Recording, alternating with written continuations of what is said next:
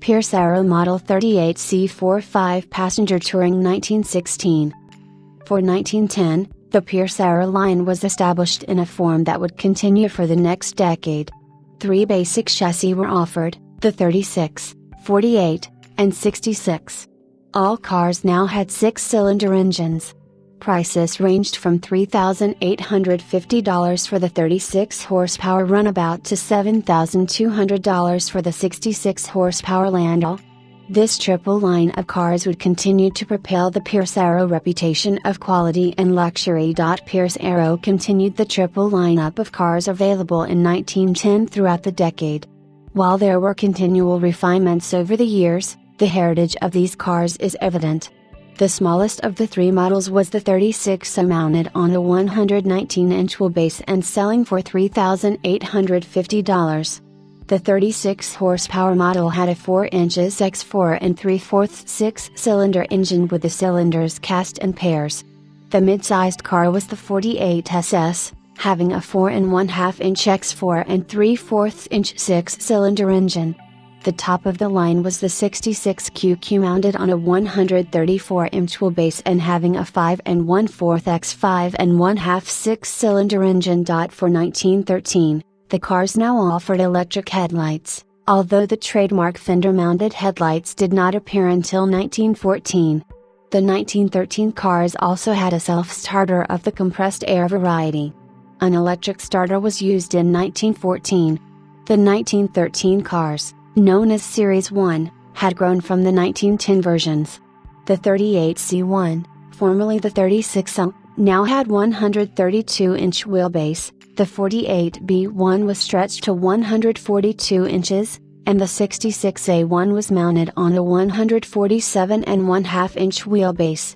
The engine in the 66 had also grown to a 5x7 bore and stroke.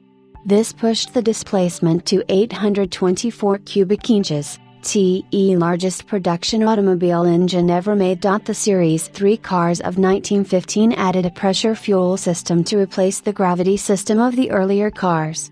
The pressure system used a small hand pump on the dash and a cam-driven pump on the engine to provide a small amount of air pressure in the rear-mounted tank to push the gasoline to the carburetor, which was now mounted higher. The Series 4 cars appeared in 1916 and were continued into 1918. There were minor changes between the Series 4 cars and the earlier Series 3 cars.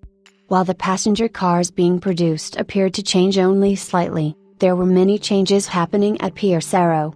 The company was quite successful, with profits of $4 million annually.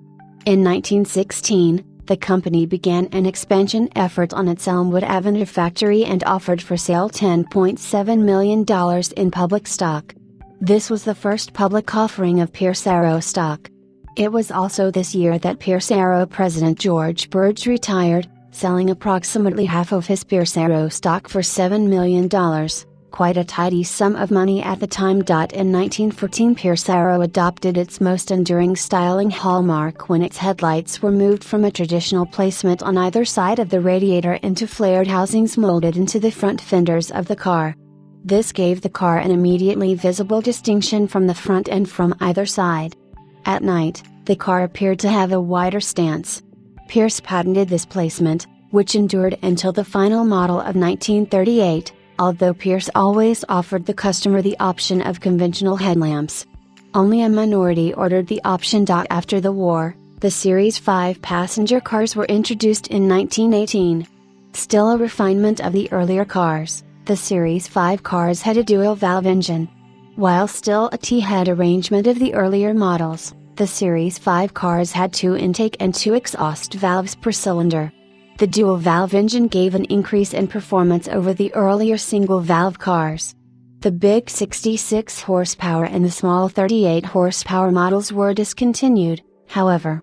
Only the mid-sized car remained in the 48B5. Starting in 1918, Pierce Arrow adopted a 4-valve per cylinder T-head inline 6 engine, dual-valve 6, one of the few, if only, multi-valve flathead design engines ever made. The dual-valve 6 would be continued, with modifications through the 1928 Series 36 models.